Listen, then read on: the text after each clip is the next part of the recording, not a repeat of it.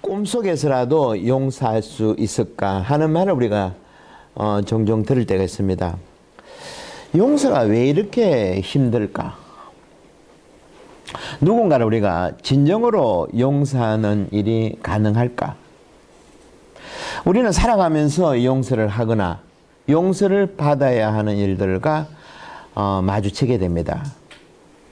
용서했다고 이제 다 잊었다고 마음속으로 다독거려도 어느 순간 다시 상처가 입을 벌리고 아픔을 호소합니다. 그럴 때면 우리는 꼼짝없이 무기력해지거나 절망하고 심하면 가슴 깊이 묻어놓았던 원한의 감정이 되살아납니다. 그러면서 우리는 이렇게 이야기하죠. 난 이것만은 절대 용서 못해. 마치 이 외침이 유일한 해결책인 것처럼 우리는 말을 합니다. 제가 언젠가 오래전에 우리나라에서 가장 반대쪽에 있는 나라가 에콰도르인데 그 옆에 가테말라 교포 사목 신부를 한 적이 있습니다. 그곳은 한인들이 얼씬하지 않는 지역입니다.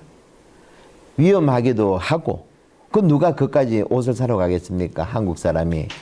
그런데 이 집에 문짝이죠. 한글로 크게 글이 써져 있습니다. 뭐라 써져 있는가 하니까 한국인 출입금지. 그 이해가 됩니까? 이 사람은 한국 사람한테 상처를 받고 너무 큰 상처를 받고 멀리 도망갔는데 그 가테말라라는 곳에 그 마음이 그대로 드러난 거죠. 한국인 출입금지라는 팻말이 적혀 있다는 겁니다. 이처럼 완전히 용서한다는 것은 불가능하게 여겨지기도 합니다. 예수님께서는 70번씩 7번이라도 용서해라 하고 말씀하셨지만 우리 기전에 맴돌 뿐입니다. 여러분들도 아마 가만히 한번 생각해 보십시오. 내가 용서 못하고 있는 사람이 있는가? 왜 용서가 이토록 어려울까? 여러분들은 그 이유가 왜 그렇다고 봅니까? 첫 번째, 그것은 내가 가장 사랑하고 의지했던 그 누구보다 나의 마음을 열어놓았던 그리고 나의 편이라 생각했던 그 사람이 나에게 상처를 주었기 때문입니다. 우리에게 깊은 상처를 주는 사람들은 대부분 내가 사랑했던 사람이죠. 내 가족입니다. 형제들이고 또 부모일 수도 있겠고 그래서 용서가 어렵다는 겁니다. 시편에서도 다윗 왕이 이렇게 노래했습니다. 나를 모욕하는 자가 원수였다면 차라리 견디기 쉬웠을 것을 나를 업신여기는 자가 적이었다면 그를 비껴서기라도 했었을 걸. 그러나 그것은 내 동료, 내 친구, 가까이 지냈던 벗이었다. 성전에서 정답게 어울리던 너가 아니냐. 호련히들 사라져버려라. 죽음이 그들 위에 무너져 내려라. 산채로 지하로 내려가 버려라. 그들이 사는 곳 그들의 집은 제약의 소굴이다. 나만은 하느님께 부르짖으리니 야해여 이 몸 건져주소서. 저녁에 아침에 한낮에 내가 신음하며 호소하오니 이 울부짖음을 들어주소서. 시편 55장입니다. 너무 절절하죠? 우리 성경의 구약에 나와 있는 시편 55장의 다윗 왕의 절규입니다. 신음이고 이처럼 우리의 원수는 다름 아닌 성당에서 함께 미사 지내던 형제 자매라는 겁니다. 여러분 실감 나죠? 무슨 말인지. 가장 가까운 사람이 나를 힘들게 한다는 겁니다. 이 때문에 용서가 완전히 한다는 것은 불가능하다고 이야기합니다. 그리고 또 여러분들이 옛날에 나온 밀양이라는 영화 보셨나 모르겠습니다. 전도연 씨가 나왔는데 사실 이 영화는 원작이고 원작은 이청준 씨의 소설 벌레 이야기에서 영화로 만들어졌습니다. 이 소설을 보면 엄마는 자기 아들을 유괴해서 살해한 학원 선생을 피를 토하는 심정으로 용서를 합니다. 그리고 살인자에게 직접 용서한다는 말을 해주고자 엄마는 교도소로 범인을 찾아갑니다. 그런데 이 살인자가 어떤 태도를 취했습니까? 아주 평화로운 얼굴로 자신은 이미 하느님으로부터 용서받았다고 말합니다. 이 아이 엄마는, 피해자는 자신보다 먼저, 심지어 하느님일지라도 나보다 먼저 용서했다는 사실을 도저히 받아들일 수 없다고 절규를 합니다. 그러면서 여자 주인공은 허망하게 무너져 내립니다. 이렇게 외치죠. 내가 그를 용서하지 않았는데 어느 누가 나보다 먼저 그를 용서할 수 있단 말인가. 아무리 하느님이라도 그럴 수는 없다고 고함을 칩니다. 하지만 용서는 상대와 상관없이 내 안에서 나의 아픔을 치유하는 일이라는 것, 이 점을 잊어서는 안 된다는 겁니다. 우리가 용서 못하고 이 아픔을 가슴에 묻어둘 때 정오라는 이름으로 괴물이 자랍니다. 이 정오는 마치 휘어진 칼과 같아서 우리가 가해자가 될수록 피해자가 됩니다. 왜냐하면 누군가를 정화할수록 상처를 입는 것은 누구겠습니까? 다름 아닌 우리 자신이죠. 그렇다면 우리는 언제 어떻게 용서할 수 있을까? 상대가 나에게 용서를 빌면 가능할까? 아니면 내가 가해자보다 더 강해졌거나 내가 받은 상처를 치울 만큼 더 큰 보상이 있으면 그때는 가능할까? 또 용서한다면 모든 나의 상처는 다 지워질까? 흔히 용서하면 다 있는 거라 생각합니다. 하지만 용서란 온전히 잊어버린다는 의미가 아니라는 겁니다. 이 점도 우리는 놓쳐서는 안 됩니다. 용서라는 것은 고통스러운 기억들이 남긴 심리적 또는 육체적인 상처를 평생 안고 살더라도 이 상처가 더 이상 나의 삶에 부정적인 영향을 끼치지 않도록 하는 것, 이것이 용서라는 겁니다. 여기서 우리 복음을 봅시다. 여러분 궁금하지 않습니까? 왜 부활하신 예수님께서 생전에 살아생전 가진 상처를 그대로 가지고 제자들에게 나타났을까? 이상하지 않습니까? 복음에 변모하는 예수님의 이야기를 보면 예수님은 얼마든지 아름다운 훌륭한 육체로 다시 부활할 수 있는데 우리 예수님은 상처를 그대로 가지고 부활하셨죠. 그러면서 뭐 했습니까? 너희들 나의 옆구리에 손을 넣어보아라. 내 손에 이 자국을 보아라. 이것이 바로 용서를 공부하는 우리들의 첫 걸음이라는 겁니다. 용서는 상처는 절대 없어지지 않는다는 것. 제가 오래전 캄보디아라는 나라를 도우러 많이 왔다 갔다 했습니다. 당시에는 부산에서 캄보디아 가는 비행기가 없어가지고 베트남을 거쳤는데 어느 해 베트남의 한국의 맹호부대, 아시죠? 맹호부대, 그죠? 맹호부대에 의해서 한 마을의 민간인들이 학살당하고 만들어진 거기에 이런 구절이 적혀 있습니다. 우리는 한국 군인들의 그때의 만행을 용서한다 하더라도 결코 이 사건을 잊지 않을 것이다. 사실 이 말은 토마스 사스라는 정신과 의사가 했던 말입니다. 멍청한 사람은 용서하지도 잊어버리지도 않는다. 순진한 사람은 용서하고 잊어버린다. 현명한 사람은 용서하되 잊어버리지 않는다. 이 차이가 느껴집니까? 참으로 중요한 말입니다. 현명한 사람은 용서하되 잊어버려서는 안 된다는 겁니다. 그러면 이 용서를, 이 어려운 용서를 한번 심리학적으로 한번 접근해 봅시다. 심리학에 따르면 우리의 의식은 두 부분으로 나누어져 있습니다. 그것은 지하실이 있는 집하고 같죠. 집의 1층에는 거실이 있어가지고 우리는 주로 머무는 곳인데 이것을 표면의식이라고 합니다. 표면의식은 우리가 뭐 평상시에 우리가 의식을 가지고 살아가는 거죠.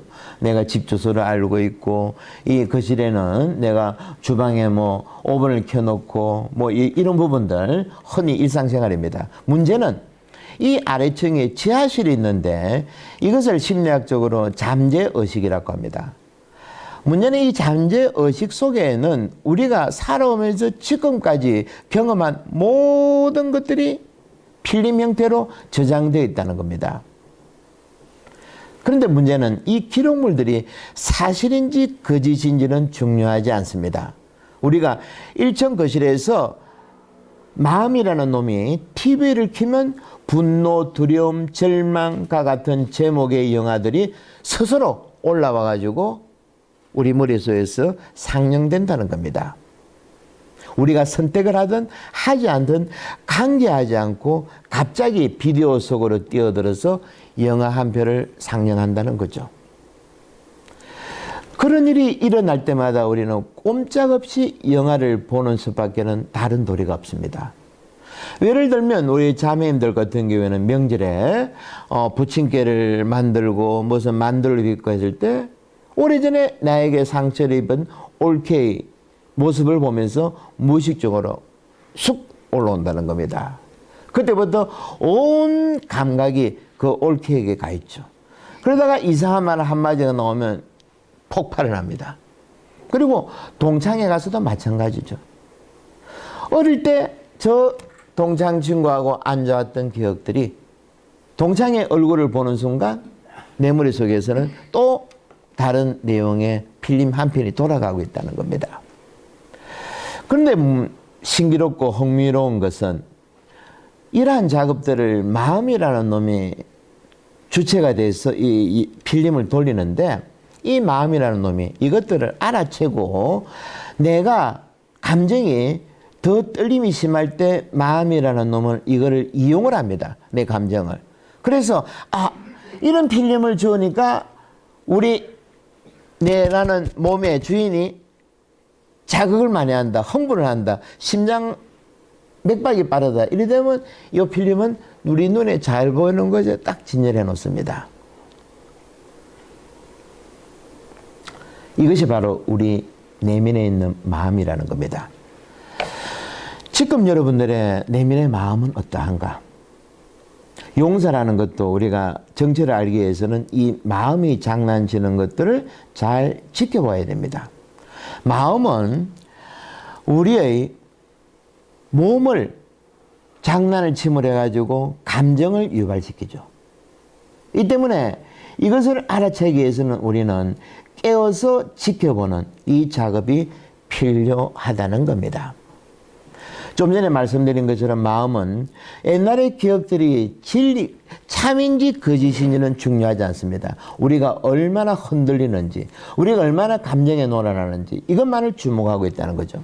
이 때문에 오랜만에 만난 친구들이 기억이 다른 것도 이 때문입니다. 각자의 마음이 다르기 때문에 옛날의 기억들은 전혀 다르게 머릿속에 저장되어 있다는 겁니다. 이것이 바로 우리의 용서가 어렵고 힘든 또 하나의 이유라는 것. 이 때문에 용서는 인간의 힘으로 내 마음대로 하는 것이 아니라는 겁니다. 하느님의 힘으로 하는 거죠. 우리 몸 자체는 시스템에는 완전히 용서할 수 있는 시스템이 장착되어 있지 않습니다. 미안하지만. 이 때문에 부활하신 예수님께서 가장 먼저 하신 일이 어떤 일이었습니까, 여러분? 무슨 일을 가장 먼저 했습니까? 복음을 보면. 우리에게 성령을 부어. 그렇죠. 우리에게 각자에게 성령을 불어 넣어주고 또 뭘 했습니까? 서로 용서해라. 그죠? 이제 아시겠죠? 당신의 숨을 불어 성령을 넣어주시고 서로 용서하라고 하신 겁니다. 이처럼 용서와 사랑은 예수님께서 주신 선물이라는 겁니다. 제가 공부는 많이 못 했습니다. 하지만 옛날 고전들 이런저런 거 보면서 참 요즘에 주의 있게 보고 있는 것은 소크라테스 부터 장자, 노자, 철학자들, 성인들 보지만은 부처님도 마찬가지고 예수님만큼 용서를 강조하신 분이 없다는 겁니다. 그 세네카, 로마의 철학자 세네카도 화에 대해서, 분노에 대해서라는 책을 썼지 용서라는 건 없습니다. 그리고 인류의 최초의 문명, 수메르 문명 보면, 메소포타미아 문명을 보면 어떻습니까? 동태복수법이라 해가지고, 그죠? 나에게 눈을 하나 멀게 하는 사람은 나도 똑같이 해주는 거, 그죠? 근데 2000년 전 예수님께서 우리에게 이 용서라는, 또 하나 있으면 사랑이죠. 사랑과 용서. 이것을 우리에게 주고 가셨다는 겁니다. 근데 우리는 이 용서에 대해서 전혀 모르고 있다는 거죠. 고백실에 와서도 줄 미사 빠졌습니다. 또 뭐 있습니까? 누가 쌓았습니다. 그죠? 끝입니다.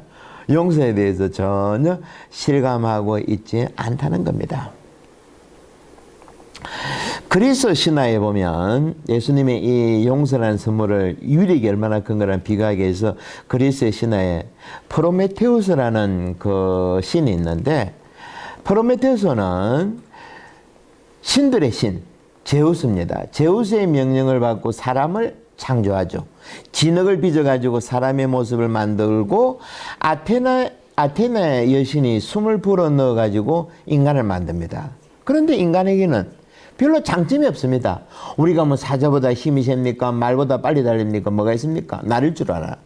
그래서 제우스가 실망을 해가지고 인간을 없애버리기로 했습니다. 이것을 알던 프로메테우스가 인간에게 선물을 주죠. 그 선물이 불이죠. 불인데 이 선물 덕분에 인간은 문명과 기술을 만들었고 세계를 지배하기 시작했습니다. 특히 빙하기 시대에는 불 때문에 어떻게 했습니까? 고기를 구워 먹을 수 있었습니다. 그러다 보니까 턱 관절이 부드러지니까 언어가 가능해졌고, 언어가 가능해지니까 어떻게 됩니까? 신화가 만들어집니다. 신화가 만들어지니까 종교가 만들어지고, 이렇게 함을 해가지고 소규모로 있던 인류가 10만, 20만, 100만까지 문화를 만든다는 거죠. 프로메테우스는 어떻게 되었습니까? 제우스에게서 벌을 받습니다. 인간에게 불을 훔쳐간 대가로 불을 받는데, 분노한 제우스 신은 프로메테우스를 바위에다가 쇠사슬로 묶고 매일같이 독수리에게 간을 쪼아 먹히게 합니다. 그런데 문제는 밤사이에 쪼아 먹힌 간은 밤사이에 재생하는 겁니다. 다음날 또 쪼아 먹히고. 그런데 여러분 한번 생각해 보십시오. 우리 예수님도 프로메테우스와 비슷하지 않나? 예수님은 인류에게 불 대신에 사랑과 용서를 선물로 갖다 주었습니다. 사랑과 용서는 기득권을 가진 인간들에게는 아주 위험한 선물입니다. 마치 제우스에게 인간이 불을 가짐으로 해가지고 위험해진 것처럼. 왜? 용서와 사랑이 인간에게 제대로 이루어질 때 기득권을 가진 인간들은 어떻습니까? 사람들을 통제할 수가 없습니다. 자기들이 어렵게 마련한 법이나 제도 이런 부분들이 다 망가지기 때문입니다. 이처럼 프로메테우스가 쇠사슬에 묶여가지고 영원한 벌, 독수술에 간이 쪼아 먹히는 벌을 받았다 그러면 우리 예수님은 십자가에 묶인 채 우리들의 죄로 해가지고 매일같이 십자가의 형벌을 받는다는 거죠. 그러니까 우리는 저분을 십자가의 예수님을 부적처럼 생각해가지고 우리가 원하는 것을 달라 할 것이 아니라 우리 손으로 저분을 풀어드려야 되는 것인데, 이것은 사랑과 용서만이 가능하다는 겁니다. 그러니까 이만큼 용서라는 이 힘은 신적이라는 것이죠. 내 삶이 불행한 것은 당신 탓이다라는 것에서 벗어나려면 우리는 다른 사람에게서 그는 기대를 버려야 합니다. 또 이 용서와 관련해 가지고 소개할 인물이 있는데 그리스인 조르바를 쓴 니코스 카잔차키스입니다. 이 사람은 니코스 카잔차키스는 자기 묘비병에 이렇게 썼습니다. 나는 아무것도 바라지 않는다. 나는 아무것도 두려워하지 않는다. 나는 자유인이다. 저는 이 사람보다 더 힘있는 글을 보지를 못했습니다. 우리가 용서가 힘들고 옛날에 아픔들에서 헤어나지 못할 때 나는 아무것도 바라지 않는다. 나는 아무것도 두려워하지 않는다. 나는 자유인이다. 여기서 우리는 많은 것들을 힘을 찾아볼 수 있지 않겠나 생각해 봅니다. 우리가 진정으로 행복해지려면 용서와 관련해 가지고 기대치를 낮춰야 됩니다. 제가 좀 전에 묘비병에 대해서 말씀드렸죠. 나는 기대하지 않는다. 이것이 정말 우리를 행복하게 할 수 있는 큰 힘이라는 겁니다. 다른 사람들이, 특히 내 가족들이 내 입맛대로 바라는 대로 움직일 것이라는 생각을 포기해야만 행복이 시작됩니다. 그런데 너무나 많은 사람들이 이런 환상에서 벗어나지 못하고 있죠. 특히 한국 사람들에게 어떤 병이 있습니까? 애국 사람이 없는 병. 화병. 이 화병의 출발이 뭡니까? 기대하기 때문에. 그죠? 내가 내 남편한테 기대하고, 내가 내 자식한테 기대하고, 내가 본당신부한테 기대하고, 이러니까 화병이 생기는 겁니다. 한국 사람들이 더 심하죠. 한국의 노인들이 다른 나라 노인보다 더 불행한 것은 기대치가 크다는 겁니다. 조금 전 묘비명 뭐랬습니까? 나는 아무것도 기대하지 않는다. 정말 필요한 말이라는 거 다시 한번 강조합니다. 쉽게 말해가지고 요즘에는 우리 고수톱 치는 분이 없죠, 그죠? 한국에 없어졌는데 저는 이 한번 이유를 한번 분석해 봤으면 좋을 것 같아. 제가 한 20년 전에 교포사목 나갔는데 가테말라로 미국으로 온 한국 사람 모이면 그 당시에도 고스톱 쳤습니다. 한국만 친 것이 아니고. 근데 그게 하루아침에 싹 없어지는 이 현상을 저는 아직까지 저로서는 제 능력으로는 이해 불가합니다. 한번 여러분 생각해 보시고 답을 찾으면 저에게 한번 연락을 주십시오. 인생은 화투나 카드 게임하고 같습니다. 어떤 패를 받느냐는 어떻습니까? 나이 뜻하고 관계없죠. 그죠? 하지만 그 패를 가지고 어떤 게임을 할지는 나의 마음대로 선택할 수가 있다는 겁니다. 여기서 실력이 드러납니다. 여기서 아마추어하고 프로의 차이가 나는데 저는 거의 돈을 따본 적이 없습니다. 드러나는가 봐, 저 얼굴에. 그런데 아주 돈을 잘 따는 친구들을 보면 말 그대로 폭갑해 있습니다. 일희일비하지 않는다는 거죠. 이처럼 우리들이 패가는 안 좋다 하더라도 우리는 이 패를 가지고 인생을 무조건 살아내야 된다는 겁니다. 결국 용서라는 것도 남을 위해서가 아니고 나를 위해서 한다는 것. 이 점을 잊어버려서는 안 되겠죠. 그리고 또 한 가지 분노나 슬픔의 감정들을 내면화해가지고 제가 아까 말씀드린 머릿속에 필름, 지하실 창고에 필름식으로 해가지고 억압한다 해가지고 사라지는 것이 아니라는 겁니다. 언제든지 다른 형태로 저장되어 있다가 마음이라는 놈이 그걸 가지고 우리의 의지와는 관계없이 우리 머릿속에 얼마든지 영화 상영할 수 있다는 것을 잊어버려서는 안 된다는 거죠. 실제로 용서란 우리가 받아들이고 싶지 않은 무언가를 받아들이도록 촉구하는 행위입니다. 그리고 제가 용서하는 공부를 하는 첫 시간에 말씀드렸죠. 인생은 공평한 것이 아니다 하는 거. 이 점도 잊어버리서는 안 됩니다. 절대 서로 비교하지 마십시오. 인생은 공평하지 않다는 것.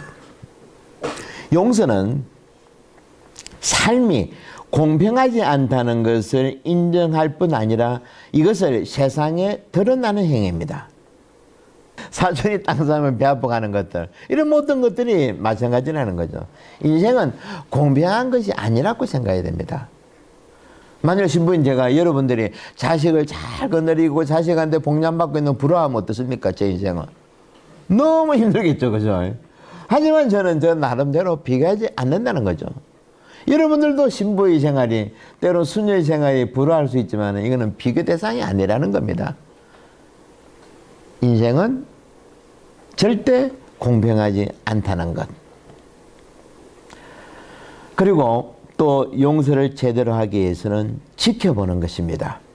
아까 제가 부활하신 예수님 이야기했죠. 부활하신 예수님께서 두 가지를 하셨는데 우리 안에 성령을 불어넣어 주신 것하고 서로 용서하여라는 용서의 힘을 주셨다는 건데, 우리는 이제 내 안으로 들어가지고 성령과 함께 우리는 지켜보는 작업을 해야 된다는 것입니다.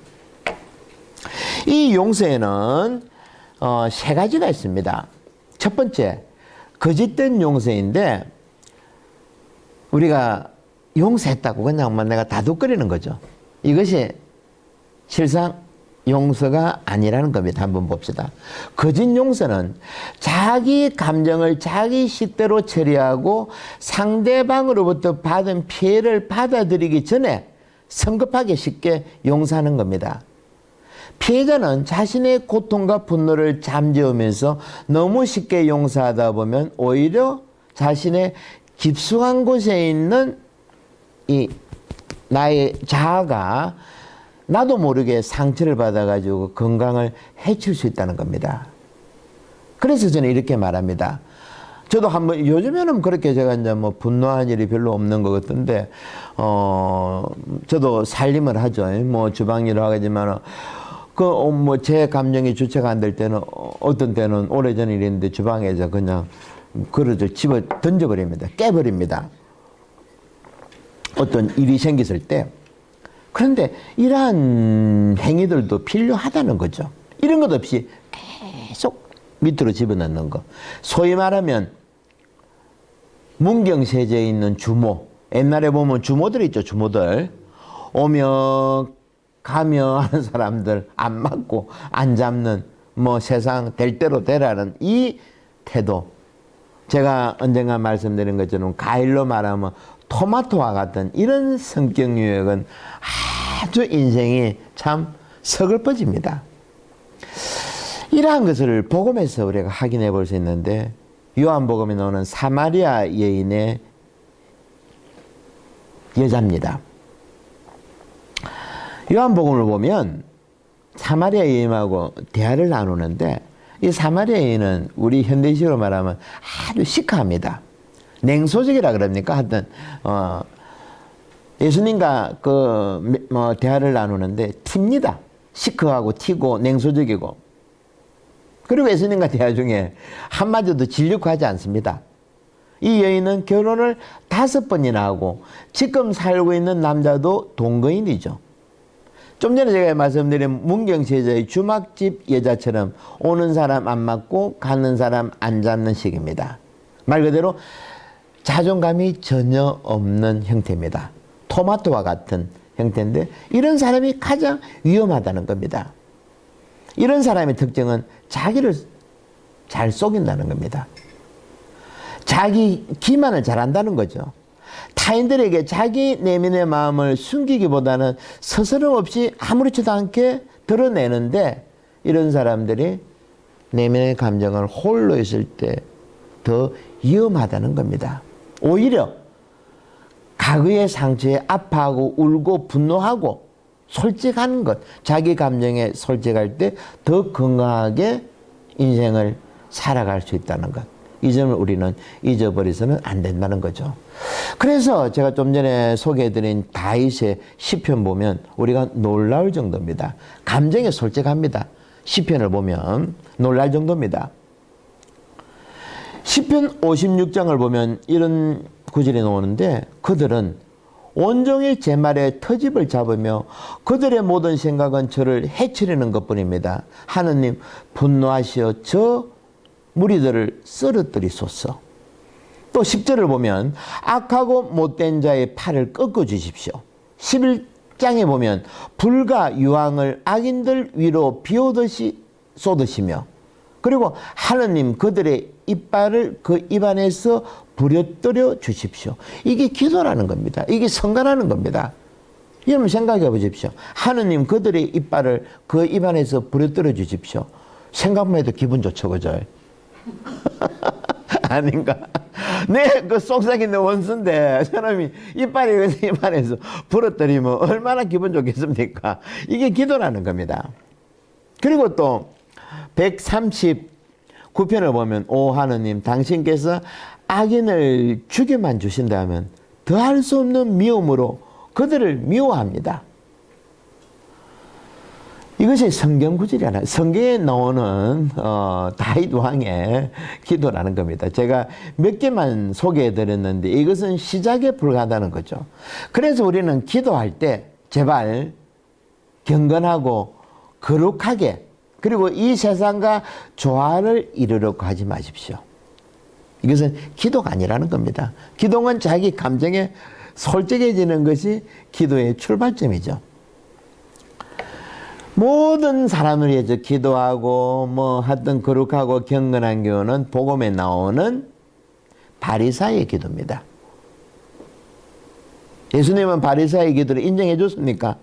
아니죠, 그죠? 바리사의 기도는 어떻습니까? 거룩하신 하느님, 세상에 뭐 가난한 사람을 깨주시고 모든 것 세상 만사 좋다는 식의 기도는 기도가 아니죠. 그거는 자족이죠, 그죠? 부자들의 자족이라는 겁니다. 시편의 기도를 보면 이 세상이 우리 뜻하고는 달리 결코 쉽지 않다는 겁니다. 이 세상은 전쟁 중이고 적들의 사악함이 우리를 쉽게 내버려 두지 않습니다. 우리는 기도하면서 때론 흥분하고 소리 지르고 몸을 흔들기도 합니다. 이때 기도는 세상의 악하고의 기도이고 분노한 우리는 하느님 대전 앞으로 가까이 나아갈 수가 있다는 겁니다. 왜 이제까지 우리의 기도가 재미없고 따분한가? 우리는 너무 착한 기도만 하려고 했다는 거죠. 우리는 부자도 아니면서 이 세상에 권력을 가진 것도 아니면서 거짓된 평화에 거짓된 기도에 우리는 시간을 보냈다는 겁니다. 이 때문에 예수님께서 또 복음에서 뭐라 하셨습니까? 내가 이 세상에 평화를 주러 온 줄 아느냐? 뭐를 주러 왔다고요? 불을 주러 왔다. 불을 주러 왔다. 어떻습니까? 예수님의 한 말씀 한 말씀 이렇게 딱딱 퍼즐처럼 엮여져 가고 있죠. 그죠? 따로 떼 있으면 이해가 안 됩니다. 예수님이 왜 불을 주러 오셨을까? 우리 신앙의 가장 큰 적은 두려워하는 것이고 도망치는 겁니다. 숨는 것입니다. 이런 것들이 오히려 우리를 돈이나 권력에 집착하게 만들고 우리의 삶을 비굴하게 합니다. 하지만 우리가 시편처럼 솔직해질 때, 우리 원수를 인정할 때, 나의 마음이 분노에 차 있다는 것을 드러낼 때, 그때 우리는 제대로 된 기도를 바칠 수 있다는 겁니다. 특히 137편을 보면 바빌론 강 기슭에 앉아 시온을 생각하며 우네 거기 버드나무에 우리 비파를 걸어 놓았네.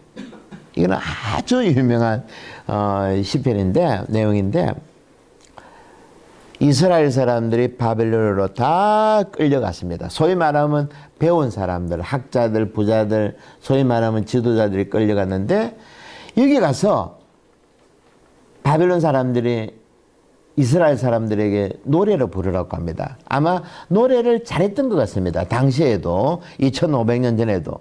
그래서 바빌론 사람들이 이제 끌고 와가지고 그 식민지 그 이스라엘 사람 보고 노래를 부르라고 합니다.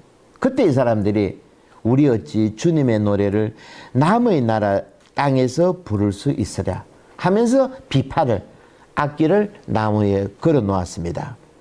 아마 여기서는 침묵만이 흐릅니다.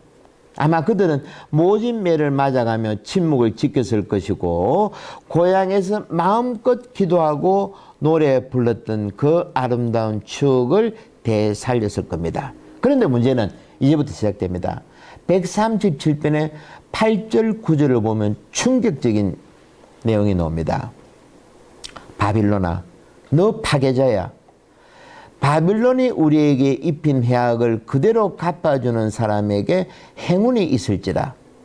그들의 어린아이들을 잡아다가 바위에 메어치는 사람에게 행운이 있을지라.